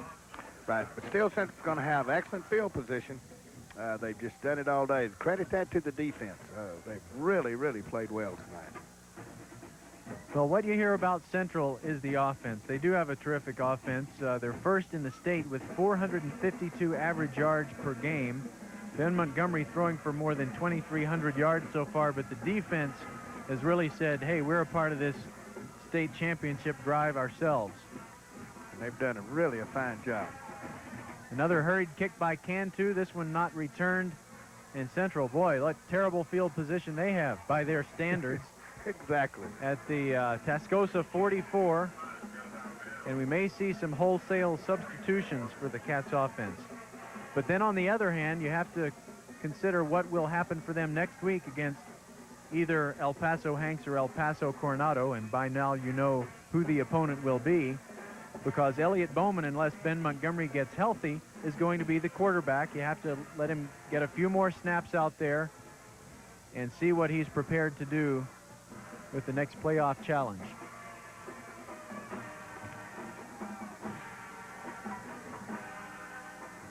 Bowman gives to Jones, 2 tough yards, and we're inside 11 minutes left in the game. Nathan Patton with a tackle. Sullivan's played a great game. He's been all over the place, but one man cannot a game win by himself. That's true. Again, going back to the quarterback situation, hopefully Montgomery's not hurt too bad, and they feel like they can just rest him. He's pretty comfortable at the halftime with the score, and maybe he's not hurt too bad and be ready to go next week. And, you know, the game is kind of, the competitive phase of it is over as Jones carries for 1 more yard. He stood up and hit hard. Credit Ty Cobb with another play, the Georgia Peach. Anyway, let's see, the game is no longer competitive, and we prepared for this game, so let's dig out what material that we had that we haven't used here. Coach Dan Gandy had a chipped tooth fixed during the week. Yes. I don't know what that, what importance that has in the broad scheme of things, but if he had any pain, then it certainly feels a little bit better. In and out of the hands of Benny Dupree on a 3rd down and 8 play. Even if the catch had been made, he would have been short of the 1st down. Punt time for the Bobcats, and here's a chance for Michael Johnston to try and pin Tascosa deep one more time.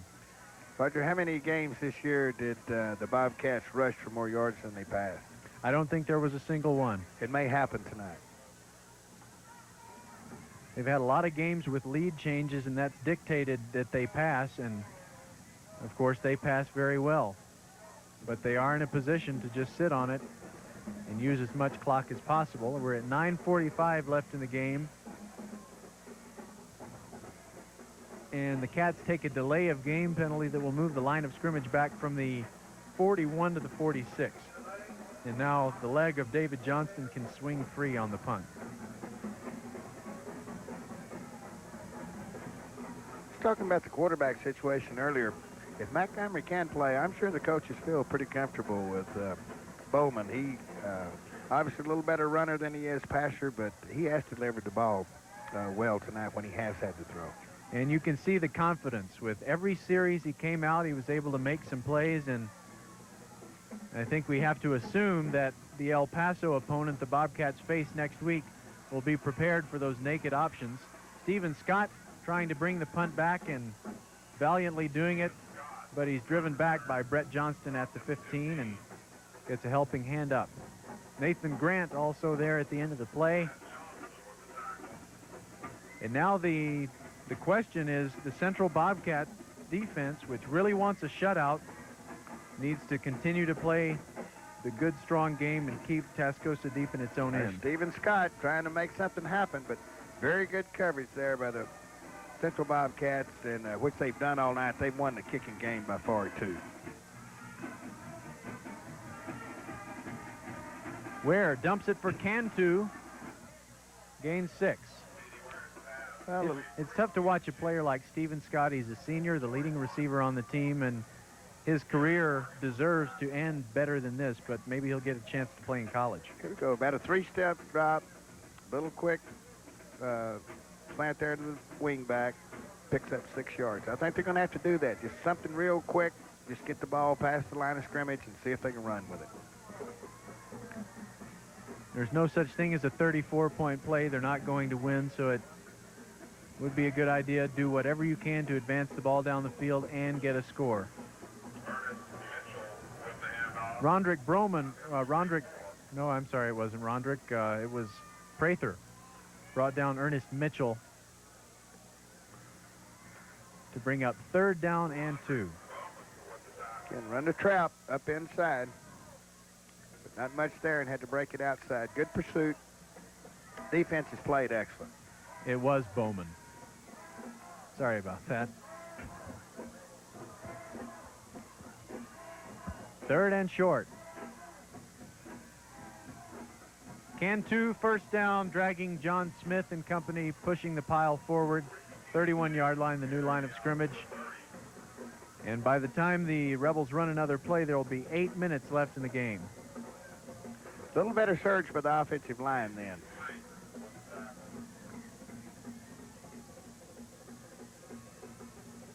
The Bobcat defense is kind of in the posture that they had near the end of the first half, where they would give up some of those yards, and they don't mind if the Rebels move the ball a little bit. I'm sure they want to keep them out of the end zone, but anything to advance the clock with a 34-0 lead. Bowman in on the quarterback, and he's tripped up from behind. Bowman did the early work, and it was Prather. Yeah, I knew he'd come around and get a chance to have his name called. Michael Prather finishing the job that was started by Rondrick Bowman. Well, back to pass. Get some pressure. See him just dive and clip that hill.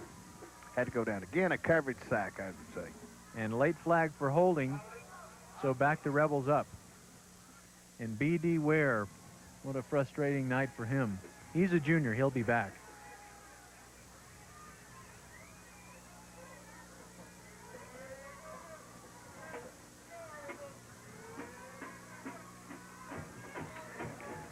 Coach Uri said it early in the week, you know, that he's going to have to move the ball, and they just haven't been able to do it against this tough Central defense.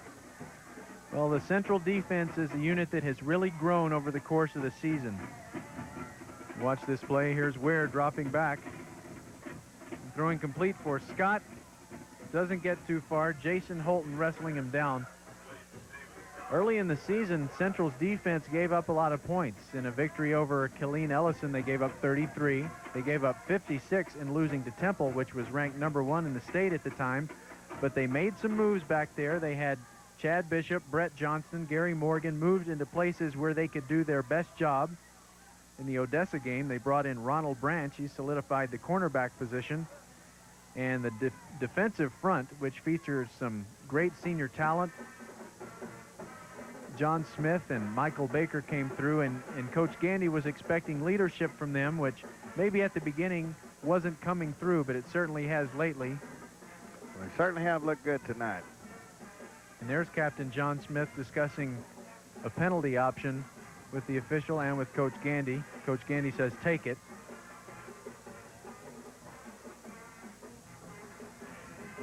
And maybe, just maybe, you know, we talked about the draw. There are no easy games, but there are no juggernauts in Region 1.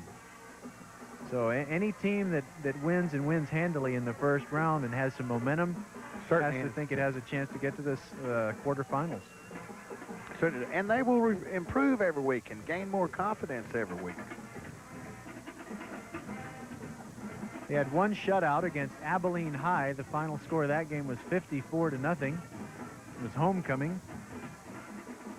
And they seem like they're in good position to get another shutout. They forced Tascosa into a 2nd and 33 on their 5-yard line. By the way, thanks very much for staying up with us. I know it must be getting very late by now. 6:52 left, clock running.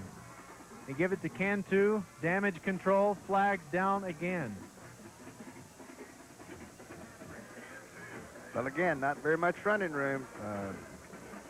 The front's just really dominating Tascosa's offensive line. Tascosa clapping their hands, obviously penalty against the Bobcats, maybe face mask. Or Cantu comes off wagging his head like maybe got pulled out a joint on a face mask infraction.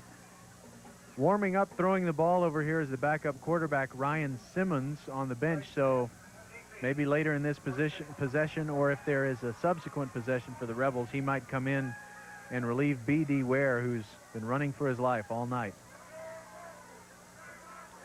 Okay, I think you'll see here on the replay where they do grab the face mask. Quarterback reverses out, lead play. Yep, right there. Casey Height didn't mean to. Yep, no face mask got in the way. But it is a first down.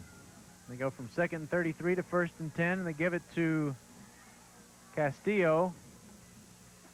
Again, the yards given up very grudgingly by the Bobcats.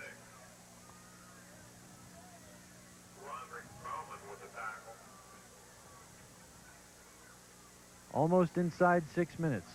Very successful first game of the playoffs for the Bobcats, and these early playoff games, or any playoff game, can just cause all kinds of anxiety. You don't know who you're facing. The Bobcats and Tascosa had just one common opponent. The pass is caught by Ernest Mitchell. The one common opponent was Lubbock Coronado. Bobcats beat them 24-7 in a non-district game that really turned their season around. And Tascosa beat Coronado 21-12 in a game that earned them a playoff spot. So these teams look very even coming in. Again, pretty well covered.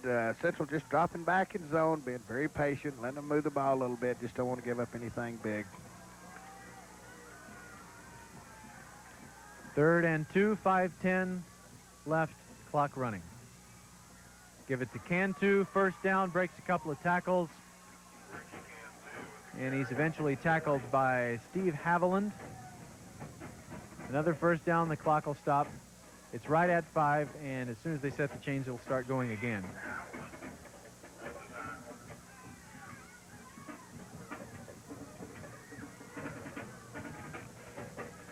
Tascosa keeping the ball on the ground other than that 3rd down pass a while ago. Maybe just wanted to run the clock out and get out of here themselves. It sounds like a good idea. It's, you know, when, just a second, we'll watch this play. Ware gives it off to Mitchell, 4 yards. There weren't many occasions as I was growing up watching football on TV with my dad when the Texas Longhorns were getting drubbed, but occasionally they were, and that was always a surprise in the late 60s, early 70s under those powerful teams of Darrell Royal. And they'd go to a sideline shot of DKR on the sidelines, and my dad would say, it looks like Darrell saying, let's go to the house. And I think it's let's go to the house time. It's 34-0. Lights are dimming on the scoreboard a little bit. 4 minutes showing. They give it to Castillo again. Good blocking, good running. And perhaps, other than that play at the end of the first half, the deepest penetration of the night for Tascosa. Exactly. First time they crossed midfield this second half. And this is the kind of thing that Tascosa hoped they'd be able to make work all night long. Rondrick Bowman coming in, but he's kicked out there. Slay making a block out front. And not until he's about 15 yards downfield is Castillo touched. Credit to Bowman, who was blocked at the beginning, but he chased him down before it was over. And movement.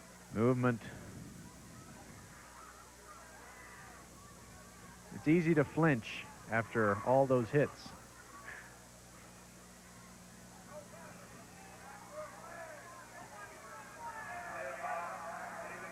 And the Tascosa people are yelling that no one threw a flag, but there's no, yeah, they did. Over there, right in front of the central bench, the flag was thrown, but we can see a little better from up here than the angry young men can from down there.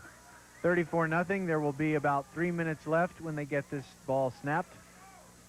They might try a pass here. They've sent two receivers, Messer and Stevens over there, or Steven Scott, I should say, and the pass batted down at the line.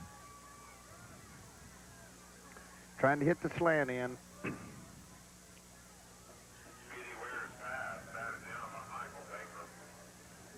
When it's let's go to the house time, what if your house is 5 hours away? It will take a while. You go to a hotel. The Bobcats themselves, leaving right after this game to go home.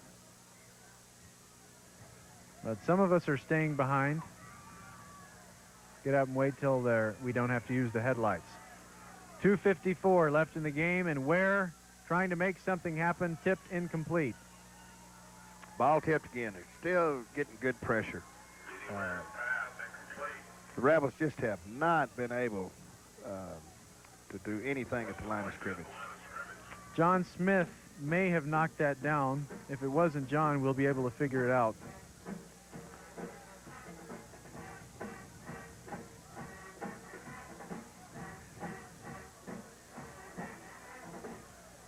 May have been John Molina. It was John Molina. 3rd and 14. Maybe the last gasp for Tascosa. Castillo again running, but nowhere close to the yardage needed. Now they come in a late flag. Ray Bradford with the tackle. I didn't see anything that looked illegal. Did you? I guess he speared him. Yeah. Can't use the top of the helmet.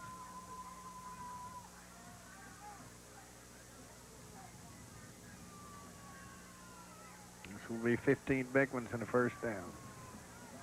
Well, yeah. Ooh, Would that be boy. a first down or not? It will. And that is the deepest penetration of the night for the Rebels.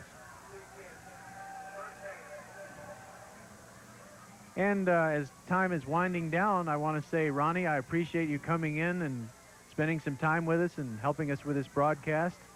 We started out the beginning of the week, and we checked with Kevin Long, the sports director at KFDA, and said, find us someone who knows Tascosa and knows football who can help us out. And, Ronnie, you really helped us. Interception by Brett Johnston, return to the Central 28, and that may be the end of Tascosa's only real chance to score. But getting back to our gratitude, thanks a lot. And well, Roger, thanks for having me. I enjoyed it, and it's a new experience for me. I hope I did you a good enough job with the viewers who maybe have some idea to enjoy the game. I'm sure they did. And with you having family in Coleman and the San Angelo area, and there are plenty of former West Texas State people who are all over the state. If you've heard this broadcast and you know Ronnie, I'm sure he wouldn't mind you getting in touch with him. Don't give me too much trouble over how I did, though. Oh, you know, I'm sure you'll get no trouble at all.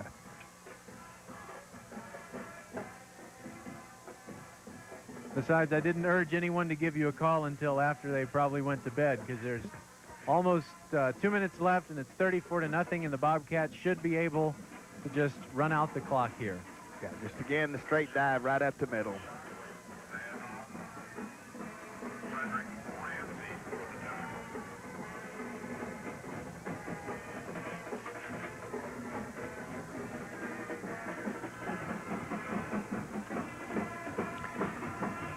Well, that old bus ride back to San Angelo won't be as long now, this kind of victory. Well, I don't know. Those seats are kind of uncomfortable. But yeah, it is a lot more comfortable when you come away a winner. And the Bobcats are going to be able to ride out this 34-0 lead. And stay tuned to KLST during the week. We'll keep you updated on the progress of Ben Montgomery, the status of his health. Will he be able to start against either El Paso Hanks or El Paso Coronado? But the Bobcats, if Ben can't go, have to feel a lot better about what Elliott Bowman can do for them. And he's got to feel great about himself right now, as he's accounted for nearly every Central touchdown on the night. Inside a minute. And there's a quick pass to Ryan King, caught for a first down in front of Steven Scott, who hasn't let King do very much. That will give either Hanks or Coronado something to think about, seeing him rifle that ball in there like that. He really delivered the ball well. Coach Gandy has said he knows that Bowman can do it. It's just a matter of getting him some reps, getting him some experience, and he's gotten a world of it here tonight. Exactly. And every one of them in a positive situation. He hasn't had to start in the shadow of his own goal post. His team's had momentum, and they've been able to start from a good spot on the field. Handoff up the middle, fumbled, and Tascosa will have it for one last shot. And it was Bowman not making the connection with the fullback, Josh Shockley, the 200-pound sophomore. I'm not sure he wasn't trying to pull that ball out and run with it. Maybe just got it hung up in there yet. Had it a little bit loose. Oh, by the way, had a lot of fun with Josh a couple of weeks ago when a gorilla with a balloon bouquet was sent out to greet him on his birthday on Thursday afternoon practice. I guess he turned 16, probably driving now. What a wonderful time in a young man's life. 16 seconds left. B.D. Ware still in at quarterback and throwing deep. No one can catch that one. It hits the artificial track. Yeah, right 11 seconds left.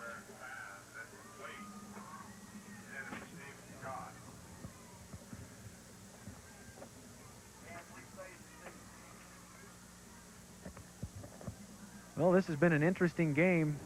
We really, I have to say, as we were coming up here, we were kind of apprehensive about how good Tascosa was. And it seems like it's kind of a slow process where the Panhandle teams, once in a while, they're able to make a breakthrough in the first round of playoffs against the tough representatives from District 4-5A. But not in this case. They have two chances tomorrow. The clock is down to 3-2-1, and it expires as Ware goes down, and the ball game is over. The Bobcats win it 34-0. They lead it 12-0 at the half, and then come through with a very strong third quarter where they outscored the Rebels 22-0 for the final of 34-0. There was no scoring in the final period, and lots of credit to the Bobcat defense, which, okay, let's admit they had great field position working for them, as Coach Gandy and Coach Huey congratulate each other. But the Bobcat defense just didn't let Tascosa get anything going all night long.